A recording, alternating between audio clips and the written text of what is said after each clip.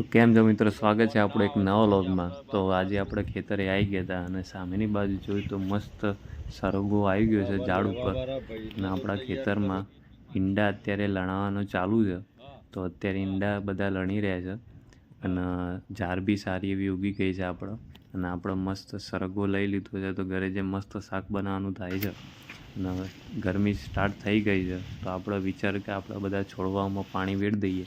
તો મસ્ત ડોલ ભરીને આપણે આવી ગયા, એક કરીને બધા છોડમાં પાણી વેડવાનું ચાલુ કરી દીધું છે।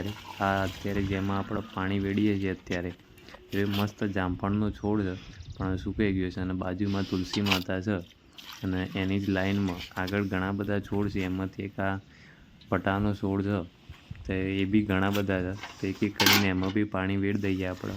અને પાણી પતી ગયું છે તો પહેલાં જેમ પાણી લઈ આવીએ, મસ્ત ફૂલ ડોલ ભરાઈએ આપણે।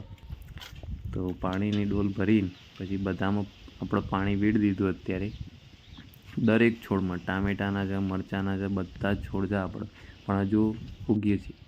અને મેન કામ આપણું હતું પક્ષીઓનું પાણી, પક્ષીઓના કુંડા ભરવાનું મેન કામ હતું આપણું, પણ એ બધું અત્યારે ખરાબ થઈ ગયું તો પહેલાં એને ધોઈ કાઢીએ, મસ્ત એકદમ આમ ક્લીન કરી દઈએ કે પક્ષીઓને આમ જોતાં જ પાણી પીવાનું મન થઈ જાય એવું કરી દઈએ।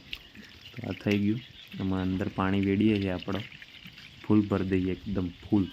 પક્ષીઓને એવું ના લાગવું જોઈએ કે ઓછું પડ્યું, ફૂલ ભરી દેવાનું। આવા અત્યારે બે છોડ છે, આ આંબાનું ઝાડ છે, આંબાની નીચે જ આપણે પાણીનું કુંડું મૂક્યું છે જેથી પક્ષી આવીને ફળ ખાવાય તો ફળ ખાય, પાણી પીવે તો પાણી પીવે। અને આવું ને આવું જ આર્યું એક બીજું છે, આ માટીનું છે, એ સારું કહેવાય, એમાં એકદમ ચિલ્ડ પાણી રહે। તો એ બી ખરાબ થઈ ગયું છે તો એને બી પહેલાં એક ધોઈ કાઢીએ મસ્ત પાણી વેડી। તો આ બી આપણે ક્લીન કરી દીધું। આમાં આની અંદર મસ્ત પાણી વેડી દઈએ ઠંડુ ઠંડુ, જેથી પક્ષીઓના અંદરથી એકદમ ઠંડક થઈ જાય। અને આ બી આપણે ઝાડ નીચે જ છે, આંબાના ઝાડ નીચે જ છે આ બી। તો આ ફૂલ થઈ ગયું તો તમે જોઈ શકો છો, આ બી આંબાનું જ ઝાડ છે, એના નીચે જ આપણે મૂક્યું છે જેથી પક્ષીઓ ફળ બી ખાય અને પાણી બી પીએ। અને ઝાડ આપણી મસ્ત ઉગી ગઈ છે અને બાજુમાં બી બાજરી નંખી છે થોડી, તો મસ્ત ઝાડ થઈ ગઈ છે। અને આંબા ઉપર થોડી થોડી નાની નાની કેરીઓ આવવા માંડી છે, દેખાશે નહીં તમને તો બી દેખાડું હું તમને।